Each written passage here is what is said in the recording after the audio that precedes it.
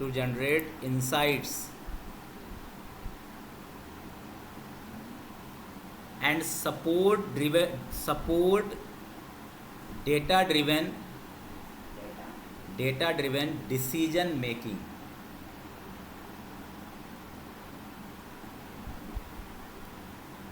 Means, अब इसको simple शब्दों में दे, means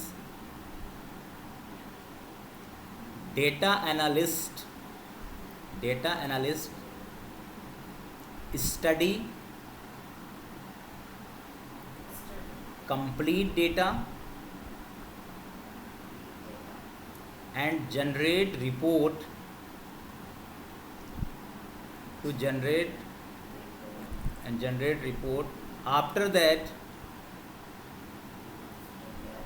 company take decision on the basis of that report, आया समझ में? तो मतलब डेटा एनालिस्ट प्रोफाइल में आपका मेन काम ये रहेगा कि जो भी कंपनी आपको डेटा देती है उस डेटा को आपको स्टडी करना है, उसके बाद उसका रिपोर्ट बनाना है, उस रिपोर्ट को रिप्रेजेंट करना है। कंपनी की पूरी टीम बैठेगी, आपका रिपोर्ट देखेगी, आपके रिपोर्ट को देखते हुए कंपनी को क्या डिसीजन लेना है वो निर्णय वो कंपनी लेती है। तो इसलिए देखो ये कितना ज़्यादा बेनिफिशियल प्रोफाइल होता है किसी भी कंपनी के लिए।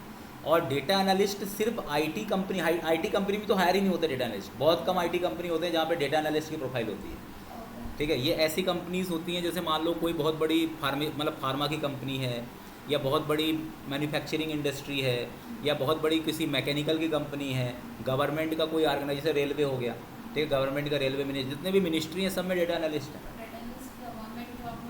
गवर्नमेंट जॉब में भी आती है, हर गवर्नमेंट के सेक्टर में डेटा एनालिस्ट प्रोफाइल की वैकेंसी चल रही है।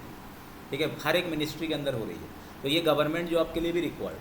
ठीक है, इसके बाद लिखना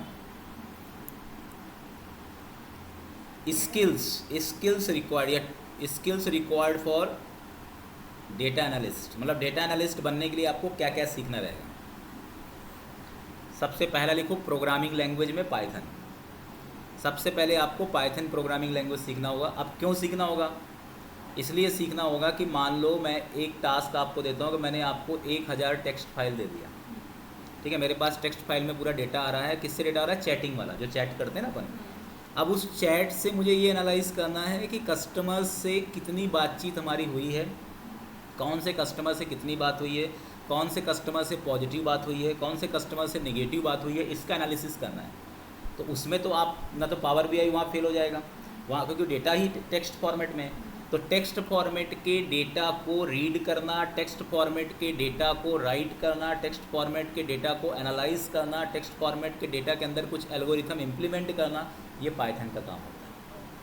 ठीक है, और दूसरा मैं आपको बताना चाह रहा हूँ कि जब आप पावर बीआई यूज़ करते हो या पर्टिकुलर आप कोई भी मतलब पावर बीआई के अंदर एक डैक क्यूरी लिखना पड़ता है। कौन सी क्यूरी लिखनी पड़ती है? DAX DAK। अब डैक क्यूरी जो आप लिखते हो उस डैक क्यूरी के अंदर आपको पाइथन का भी यूज़ करना पड़ता है। ठीक है, मतलब जैसे मान लो कुछ हद तक तो वो रेडीमेड कर देता है, पर आपको भी पता है कि बहुत सारी चीज़ें ऐसी होती है जो रेडीमेड नहीं होती, टूल से नहीं होती, उसके लिए हमें कोडिंग करना पड़ता है। तो ऐसा नहीं कि आपको पाइथन बहुत ज़्यादा थॉरो सीखना है, आपको एज ए डेवलपर जैसा पाइथन नहीं सीखना है, बस पाइथन का बेसिक सीखना है, जिससे आपको लैंग्वेज का भी मतलब पता हो। तो आपको यदि कोई टास्क आप फंस रहे हो, टूल आपका नहीं कर पा रहा है, तो फिर आप कस्टमाइज करके भी कर सकते। ठीक है, दूसरा डेटा विजुलाइजेशन टूल, क्योंकि बिना विजुलाइजेशन के, जैसे मैं आपको रिपोर्ट की बात करता हूँ, आप मान लो आप रिपोर्ट मुझे ऐसे नॉर्मल एक कॉपी में दिखा रहे हो, तो पूरी टीम हंसेगी, उनको कुछ समझ में नहीं आएगा ना। अब मैं रिपोर्ट यदि चार्ट के फॉर्मेट में बताऊंगा कि ये विजयनगर सेंटर हो गया, विजयनगर सेंटर में ऑल ओवर मेरे पास 2000 इंक्वायरी आई है, जिसमें से 2000 इंक्वायरी के अंदर हमारा जो रजिस्ट्रेशन है वो 800 हुआ है, 1200 इंक्वायरी लैक हो गए। तो यदि आप डायग्राम समझाओगे 1200 इंक्वायरी क्यों लैक हो गए, उसका रीज़न भी आप दोगे। ठीक है, 800 इंक्वायरी जो आई वो किस किस कोर्स में रजिस्टर्ड हुई, तो बाकी की इंक्वायरी किस कोर्स में, तो मतलब वो फिर वो सेंटर के ऊपर फिर मैं काम करूँगा, फिर मैं वहाँ के लोगों को बुलाऊंगा, फिर उनको बताऊंगा कि आप इस सेक्टर में काम करो, इसमें आप ज़्यादा वर्क करो, मार्केटिंग वालों को इसमें ज़्यादा काम करो। मतलब एक एग्जांपल दे रहा हूँ मैं आपको। तो ये काम यदि मैं रिपोर्ट के थ्रू यदि आप दिखाओगे तो आपको ज़्यादा इफेक्टिव होगा ना। हाँ, तो डेटा विजुलाइजेशन की बहुत डिमांड है। इसमें लिखो पावर बीआई। पावर बीआई जो होता है ना, ये डेटा विजुलाइजेशन टूल होता है, पावर बीआई। दूसरा होता है tableau. TABLEAU, tableau. Tableau actually देखो पावर BI माइक्रोसॉफ्ट का है, ठीक है। और टैब्लू जो होता है ना, ये एक ओपन सोर्स है, हालांकि अभी ये सेल्स फोर्स के थ्रू मैनेज किया गया है, सेल्स फोर्स ने इसको ज़्यादा यूज़ कर रहा है अभी। बाकी ये एक तरह से ओपन सोर्स प्लेटफॉर्म के अंदर आता है। कौन सा? टैब्लू। मतलब दो में से कोई एक में काम करता है, पर कंपनी ज़्यादा यूज़ करती है पावर BI। तो मैं आपको इस कोर्स के अंदर पावर BI ज़्यादा कवर करूँगा, टैब्लू भी बताऊँगा, पर मेन हमारा जो स्पेशलाइजेशन रहेगा वो पावर BI का रहेगा, ठीक है, क्योंकि 90% कंपनी में पावर BI की रिक्वायरमेंट है। बता रहा हूँ ना, तो डेटा विजुलाइजेशन टूल हो गया। तीसरा लिखो, तीसरा क्या पढ़ना पड़ेगा आपको? SQL। अब मैं उसका रीज़न भी बताते जाता हूँ क्यों पढ़ना पड़ेगा।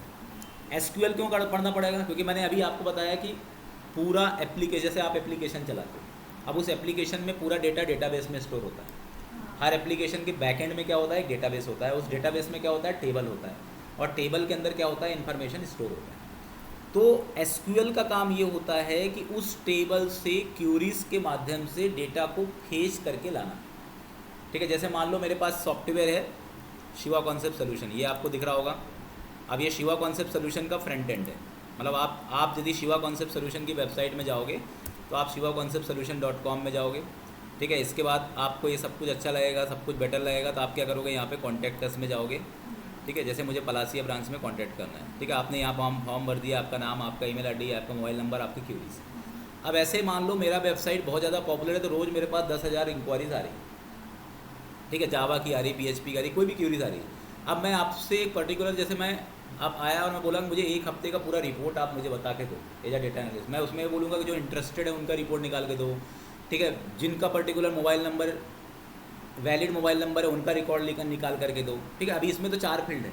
अब कभी कभी क्या होता है, जैसे फीडबैक फॉर्म में 50 फील्ड होते हैं, तो मतलब एक पर्टिकुलर क्राइटेरिया के अकॉर्डिंग रिकॉर्ड को डिस्प्ले कराने का जो काम होता है वो किसके थ्रू होता है? SQL के थ्रू होता है। मतलब SQL आपकी एक लैंग्वेज ही है, जैसे पाइथन एक लैंग्वेज होती है ना, पर SQL लैंग्वेज किस में चलती है? डेटाबेस में चलती है। डेटाबेस पता है ना आपको? जैसे मान लो मैं ये एप्लीकेशन चला रहा हूँ, तो ये मुझे फ्रंट है, इस एप्लीकेशन का जो एक स्टोरेज होता है उसको हम क्या बोलते हैं? डेटाबेस बोलते हैं। और वो डेटाबेस में क्या रहता है? टेबल रहता है, ठीक है। तो वो मैं पढ़ाऊँगा आपको SQL, तो वो आपको समझ में आएगा। तो SQL आप ये समझ लो कि डेटाबेस ऑपरेशन। SQL किसके लिए होता है? Database operations. SQL एक डेटाबेस ऑपरेशंस के लिए यूज़ होता है। इसका फुल फॉर्म होता है structured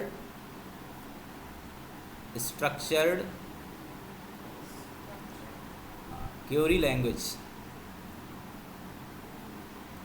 structured query language, that is called SQL। इसके बाद आएगा Excel.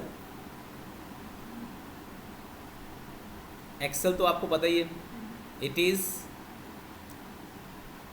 Microsoft based software system that is use to store the record on structured way. तो लिख लो, it is Microsoft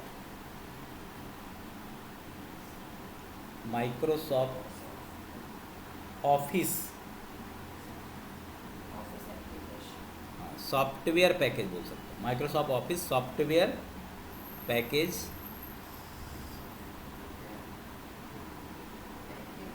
that is used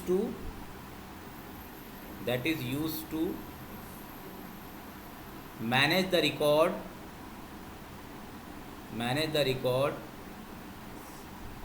using workbook, sheet,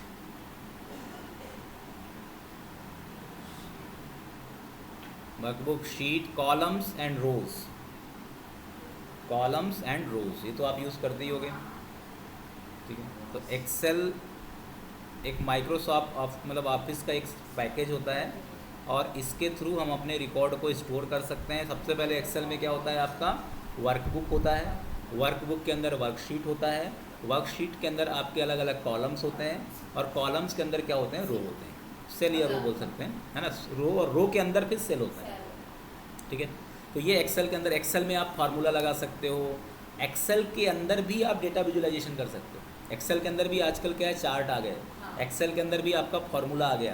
तो मतलब power BI का एक छोटा फॉर्मेट एक्सेल भी है, मतलब एक्सेल को ही अपग्रेड करके पावर बीआई बनाया गया।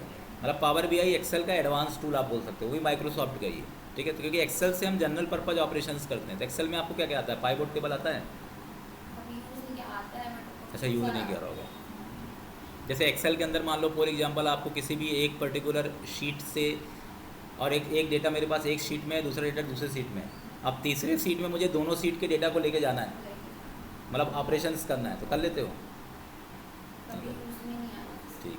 हाँ, मतलब इस टाइप के ऑपरेशंस ही करने होंगे, ठीक है। क्योंकि एक्चुअली क्या रहता है, नॉर्मल एक्सेल तो ठीक है, बाकी आपको ये एडवांस ऑपरेशंस जो है ना, ये भी हम सिखाएंगे, ठीक है। तो ये चीज़ें क्या है आपके लिए रिक्वायर्ड है। डेटा विजुअलाइजेशन में पावर बीआई हो गया, टैब्लू हो गया। इसके बाद देखो स्टैटिस्टिक्स, ये भी आपको पढ़ना पड़ेगा। इसमें स्टैटिस्टिक्स का मतलब आपको ये थोड़ा बहुत, यदि मैथ बैकग्राउंड है आपका, हाँ, मैथ बैकग्राउंड में आपने पढ़ा होगा कि मीन कैसे निकालते हैं, मीडियन कैसे निकालते हैं, पता है मीन निकालना। अच्छा, कमजोर, हाँ ठीक है, इतना ज़्यादा रिक्वायर, प्रोबेबिलिटी क्या होती है, ठीक है। तो मतलब स्टैटिक्स का मतलब यही होता है कि जैसे मान लो आपके पास कोई एक बहुत बड़ा रिकॉर्ड दे दिया एक्सेल के अंदर, अब उसमें आपको कुछ फार्मूला लगाना है, मीन वैल्यू लगाना है, मीडियन वैल्यू लगाना है, स्टैंडर्ड डेविएशन लगाना है, ठीक है, मैक्स निकालना है, मिन निकालना है, एवरेज निकालना है। इसके लिए क्या होता है, स्टैटिस्टिक्स होता है। लेकिन हाँ, एक्सेल में जैसे फार्मूला से काम होता है, तो स्टैटिस्टिक्स मतलब एक पर्टिकुलर क्या होता है कि आप किसी भी टाइप की फाइल के अंदर उसका क्या कर सकते हो, इवेल्यूएशन कर सकते हो। तो डेटा को इवेल्यूएशन करने के लिए हम किसका यूज़ करते हैं, स्टैटिस्टिक्स, क्योंकि स्टैटिस्टिक्स से आप फ्यूचर प्रिडिक्शन कर सकते हो। जैसे मान लो किसी भी कंपनी का मैंने आपको डेटा दे दिया 10 साल का, तो स्टैटिस्टिक्स के थ्रू आप उसका फ्यूचर प्रिडिक्शन कर सकते हो कि इसका जो पर्टिकुलर अभी तक जो है ना, जैसे जीडीपी जो निकलता है, ठीक है, किसी भी कंट्री का जीडीपी निकलता है, जीडीपी में क्या रहता है, उसकी पूरी ग्रोथ दिखाई जाती है ना, कितने % ग्रोथ बढ़ रहा है, तो वो भी ये स्टैटिस्टिक्स के थ्रू ही होता है, ठीक है। तो लिख लो, सब में है, स्टैटिस्टिक्स के फार्मूला सब में मिलेंगे आपको, एक्सेल में मिलेंगे, पावर बीआई के अंदर भी मिलेंगे, एसक्यूएल में भी मिलेंगे, इवन पाइथन में भी मिलेंगे। तो इन सब का यूज़ करते हुए आपको स्टैटिस्टिक्स को इम्प्लीमेंट करना है, ठीक है। तो स्टैटिस्टिक्स कोई टूल नहीं है, स्टैटिस्टिक्स एक प्रोसेस है, ठीक है। तो लिख लो, it is the process, it is the process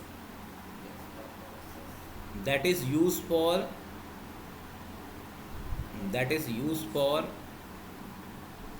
data calculations and predictions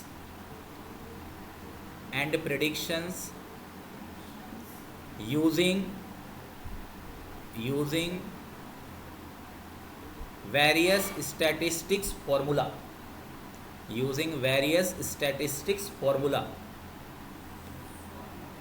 such as mean value, मतलब एक एग्जांपल बता रहा हूँ कि mean value calculation, median value calculation,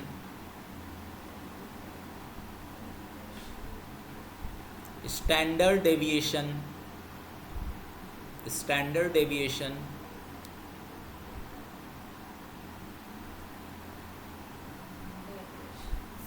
coma max min sum, coma max min some and average value calculations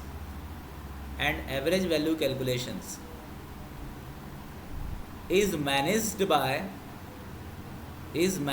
by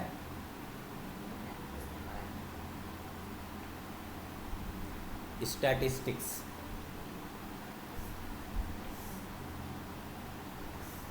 ठीक है। इसमें लिखना, we use statistics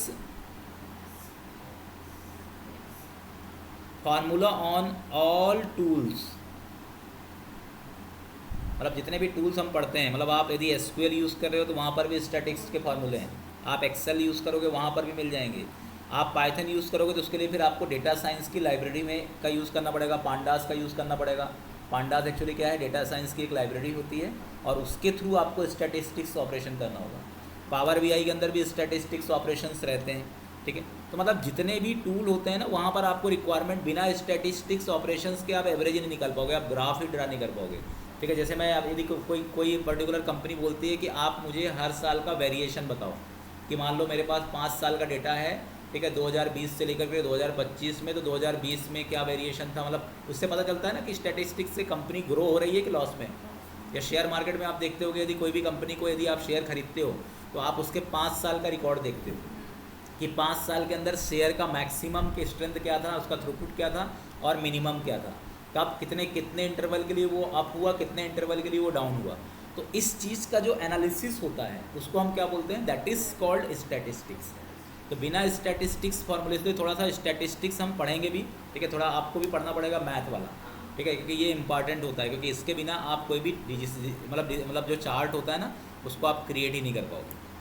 तो ये सब टूल है एसक्यूएल। जैसे क्लास में स्टार्ट हो उसके बाद फिर उसके नोट्स के लिए मतलब आप कुछ जैसे डेटा देंगे जिससे मैं नोट्स बना सकूँ। रिकॉर्डेड दूंगा ना पूरा, ये सेशन जैसे ये पूरा रिकॉर्ड हो रहा है, ठीक है, आपको पूरा रिकॉर्डेड सेशन मिलेगा। जो भी हम यहाँ पे पढ़ाते हैं, जो भी चीज़ें मैनेज करेंगे उसका रिकॉर्डिंग भी हम दे देंगे, जिससे क्या आप जैसे मान लो समय आपको जब मिलेगा तो पहले आप वो रिकॉर्डेड वीडियो देखो और उसको देख देख करके पूरा स्टडी करो। आप चाहो तो उससे नोट्स भी बना सकते हो, ठीक है, तो वो चीज़, हालांकि क्लास के अंदर भी हम एक जनरलाइज नोट्स तो बनवा देते हैं, पर फिर भी आपको बाद में जैसे मान लो अभी मैं सॉफ्टवेयर यूज़ करूँगा, प्रोग्राम बनाया, अब मैंने कैसे प्रोग्राम बनाया वो चीज़ें आपको थोड़ी सी क्या होनी चाहिए, पता होना चाहिए ना। हाँ, रिकॉर्डिंग से आप उसको देख सकते हो और उसके नोट्स बना सकते हो, ठीक है।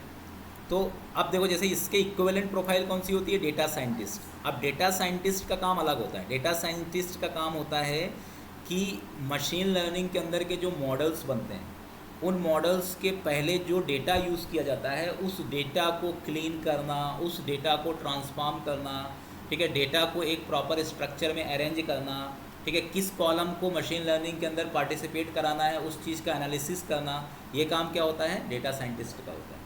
तो डेटा साइंटिस्ट को थॉरो प्रोग्रामिंग का नॉलेज होना चाहिए, ये पूरी तरह से प्रोग्रामिंग बैकग्राउंड का हुआ है, क्योंकि इसको मशीन लर्निंग के एल्गोरिथम्स को ही क्या करना है, डेराइव करना है, ठीक है। इसलिए इसमें पाइथन या आर लैंग्वेज होता है, machine learning, statistics and probability पढ़ना होता है, डेटा रैंगलिंग करना, वही data cleaning and feature engineering, और डेटा विजुअलाइजेशन का नॉलेज इसको भी होना जरूरी है, ठीक है। इसमें एक्सेल, टैबलू, ये दोनों चीज़ें इसको सिखाई जाती है, किसको, डेटा साइंटिस्ट को। इसके बाद ये प्रोफाइल थोड़ा सा मैचिंग है डेटा एनालिस्ट से, बिजनेस एनालिस्ट, ठीक है। तो बिजनेस एनालिस्ट जो होता है ना, ये एक तरह से थोड़ा सा डेटा एनालिस्ट से भी कम टेक्निकल प्रोफाइल होता है, ये पूरी तरह से नॉन टेक्निकल प्रोफाइल होता है। जो MBA वाले जो बंदे रहते हैं ना, मोस्ट ऑफ द केस में इसका यूज़ करते हैं, इनका भाई काम लगभग डेटा एनालिसिस की तरह ही होता है। देखो, analyse and document business process to identity opportunities, requirements and recommends. तो इनका काम ये रहता है कि किस तरीके से हम अपने बिजनेस के अंदर के लीड को जनरेट कर सकें, किसी को रिकमेंडेशन कर सकें, अपॉर्चुनिटीज़ क्रिएट करना। कि जैसे मान लो आपने तो बता दिया कि सबसे ज़्यादा काम कहाँ पे करने की ज़रूरत है, मार्केटिंग में करने की ज़रूरत है। तो बिजनेस एनालिस्ट फिर क्या करेगा, वो करेगा कि वो मार्केटिंग की अपॉर्चुनिटी कैसे ढूंढे, कैसे किन लोगों को वो रिकमेंडेशन करे जिससे वो लोग हमारे कोर्स को ज़्यादा से ज़्यादा क्या करें, परचेस करें, ठीक है। मतलब किसी भी बिजनेस के लीड्स को इम्प्रूव करने का काम किसका होता है, बिजनेस एनालिस्ट का होता है। इसके लिए business process modelling, communication, requirement gathering, data analysis, problem solving, ये इसको सिर्फ SQL और एक्सेल का नॉलेज, माइक्रोसॉफ्ट ऑफिस, इनका यूज़ करना आना चाहिए। इसको ज़्यादा पावर BI, टैबलू की ज़्यादा रिक्वायरमेंट नहीं होती है, ठीक है। इसको मतलब SQL और एक्सेल से ही इसका पूरा काम हो जाता है, किसका, BA का।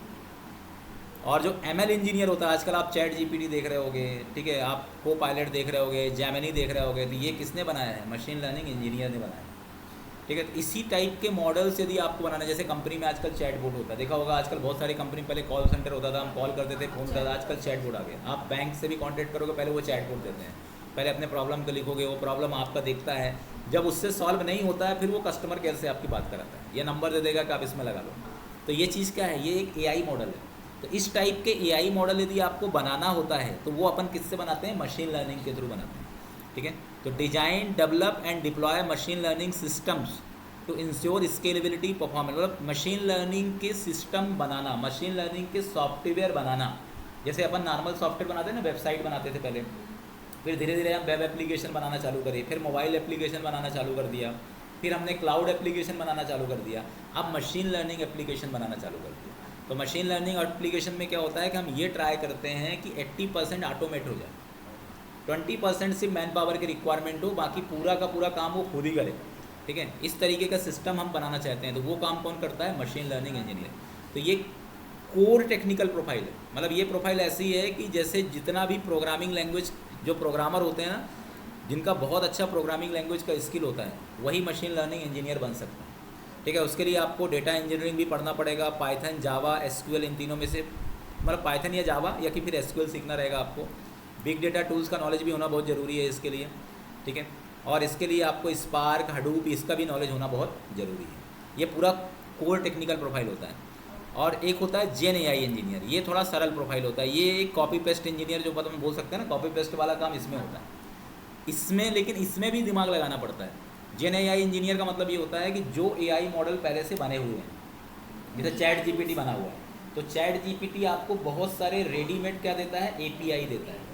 उस एपीआई को अपने एप्लीकेशन में यूज़ करो और उसका यूज़ करके एप्लीकेशन बनाओ। ठीक है, जैसे मान लो मुझे प्राइस कंपैरिजन का क्या बनाना है, एक वेबसाइट बनाना है कि मैं चाहता हूँ कि जितने भी ई कॉमर्स एप्लीकेशन है, उन ई कॉमर्स एप्लीकेशन में इस प्रोडक्ट का प्राइस सबसे कम किस में है, फ्लिपकार्ट में है, ठीक है, कि पर्टिकुलर आपका अमेजोन के अंदर है, कि अलीबाबा के अंदर है, या दुनिया के जितने भी बड़े बड़े ई कॉमर्स कंपनियाँ हैं उनको मैं कंपैरिजन करना चाहता हूँ। तो मैं क्या करूँगा, इसके एपीआई लूँगा और उस एपीआई से मैं क्या करूँगा, कन्वर्ट करके बना दूँगा। तो वैसे ही जेन एआई भी आपको क्या प्रोवाइड करता है, रेडीमेड एपीआई प्रोवाइड करता है। उस एपीआई का यूज़ करके, उसकी फंक्शनैलिटी को यूज़ करके अपने सॉफ्टवेयर को बनाना। पर इसके लिए भी थोड़ा सा टेक्निकल प्रोफाइल की रिक्वायरमेंट होती है। इसमें आपको पाइथन, पायटॉर्च, टेंसरफ्लो, ठीक है, लैंगचैन, इनकी सबकी रिक्वायरमेंट होती है। तो मतलब देखा जाए तो ये 5 प्रोफाइल ऐसे प्रोफाइल हैं जो अभी 2025 के अंदर या 2026 के अंदर सबसे ज़्यादा ट्रेंडिंग में रहने वाले हैं। मतलब डेवलपमेंट से भी ज़्यादा डिमांड इनकी होगी। Data analyst, data scientist, business analyst, ML engineer या जेन एआई इंजीनियर्स। ठीक है, अब ये कोर्स आप चालू कहाँ से करोगे पढ़ना, तो सबसे पहले हम क्या सीखेंगे, इसमें पाइथन सीखेंगे। क्यों सीखेंगे पाइथन, क्योंकि लैंग्वेज पढ़ने से थोड़ा सा आपका जो दिमाग होता है ना, वो थोड़ा ज़्यादा प्रोग्रामिंग के लिए क्या है, तैयार हो जाता है, आगे की चीज़ों के लिए तैयार हो जाता है। तो पाइथन लैंग्वेज से आपका बस ये पता चल जाएगा कि किस तरीके से प्रोग्राम क्या होता है, प्रोग्रामिंग लैंग्वेज क्या होता है, सॉफ्टवेयर क्या होता है, वेरिएबल्स क्या होते हैं, ऑपरेटर्स क्या होते हैं, डेटा टाइप क्या होते हैं। मतलब जो एक प्रोग्रामिंग का ABCD होता है ना, वो पाइथन से चालू हो जाएगा। तो पाइथन की प्रैक्टिस के लिए कुछ सॉफ्टवेयर लगता है? हाँ, वो सब बताएंगे। सॉफ्टवेयर फ्री है। नहीं, एक्चुअली मैं अगर अपना लैपटॉप ले आऊँ तो? हाँ, ले आओ, बिल्कुल प्रैक्टिस के लिए। बिल्कुल बिल्कुल बिल्कुल। आप तो बिल्कुल जब भी आप लैपटॉप लेकर के आओगे, वो बिल्कुल जो भी आप बना रहे हो वो मतलब मैडम के साथ आप साइमल्टेनियसली बना सकते हो। हाँ। ठीक है, जैसे उन्होंने एक प्रोग्राम बनाया, फिर आप एक प्रोग्राम बनाओ, इस तरीके से बना सकते हो, कोई दिक्कत नहीं है। ठीक है, तो सबसे पहले क्या है, आपका पाइथन लैंग्वेज सीखना होगा। पाइथन लैंग्वेज के बाद फिर आपको सीखना होगा एक्सेल, फिर सीखना होगा एसक्यूएल, फिर सीखना होगा पावर बीआई। ठीक है, फिर सीखना होगा टैबलू।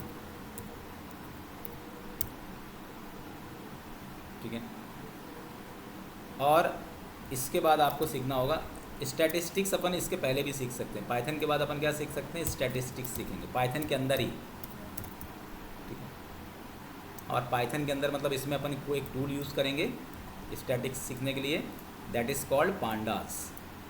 मतलब नमपाई और पांडास, ये दोनों क्या है, अलग अलग लाइब्रेरीज़ होती हैं डेटा साइंस की। ठीक है, तो ये दोनों लाइब्रेरीज़ आपको सीखना पड़ेगा। तो ये पूरा हमारा कंटेंट रहेगा, इसमें Python, statistics, Excel, SQL, Power BI और टैबलू। और इनको आप कम मत समझो, ये अपने आप में एक पर्टिकुलर समझ लो कि एक टेक्नोलॉजी है। पावर बीआई में भी आपको जॉब मिल जाती है। बहुत सारी कंपनियों में सिर्फ आपको पावर बीआई का नॉलेज है अच्छे से, तब भी आपको जॉब मिल जाती है। बहुत सारी कंपनियों में सिर्फ आपको एसक्यूएल और पाइथन आता है ना, जिसके बेसिस में आपके पास एक दूसरी जॉब क्रिएट हो जाती है, बिजनेस एनालिस्ट। तो मतलब पाइथन और एसक्यूएल के बेसिस में आप बिजनेस एनालिस्ट प्रोफाइल में भी जा सकते हो। तो मतलब यदि आप डेटा एनालिस्ट सीखते हो तो आपके पास 2 प्रोफाइल रेडी हो जाती है। आप बिजनेस BA के लिए भी अप्लाई कर सकते हो और DA के लिए भी अप्लाई कर सकते हो, ये फ़ायदा होता है। ठीक है, और इसकी सैलरी भी बहुत अच्छी है।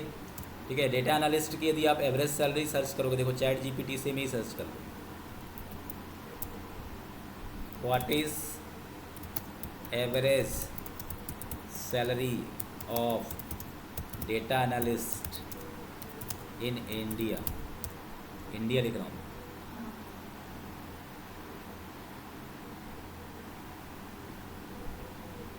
देखो, फ्रेशर लेवल के लिए 0 to 1 ईयर के लिए 3 to 6 lakh, early mid level के लिए 2 से 5 साल में आप 7 से 12 लाख में जा सकते हो। 5 साल से यदि आपका ऊपर का एक्सपीरियंस हो गया तो 12 से 20 लाख में जा सकते हो, इससे भी ज़्यादा जा सकते हो। ठीक है। नेशनल एवरेज जो है ना 6.2 से लेकर के 7.5 लैक्स पर ईयर है ऑल लेवल्स के अकॉर्डिंग।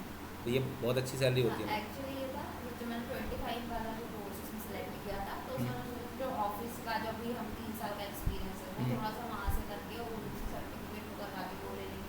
बट फिर मेरे मतलब जैसे क्वेरी आई कि मेरा जो यहाँ का सर्टिफिकेशन रहेगा वो 2025 का रहेगा, और मैं मतलब अगर नेक्स्ट टारगेट वहीं पर अप्लाई करूँ तो फिर वो क्वेश्चन हो जाएगा ना कि आप 3 साल पहले से अगर इस प्रोफाइल में है हम्म। और कोर्स आपने गवर्नमेंट जो आपका ऑर्गेनाइजेशन है वो आपका वो कर देगा, क्या बोलते हैं, क्रॉस वेरिफिकेशन कर देगा। गवर्नमेंट नहीं है, प्राइवेट है वो, प्राइवेट तो उनसे पहले बात कर लेना, वो क्रॉस वेरीफाई कर देंगे डेटा हाँ एनालिस्ट। नहीं वो कर देंगे। हाँ तो ठीक है, कोई दिक्कत नहीं है उसमें। बट वो फिर क्वेश्चन था ना कि जब आप 3 साल से कर रहे थे तो आपने कोर्स बाद में क्यों किया? तो मैनेज कर लेंगे, कोई दिक्कत नहीं है।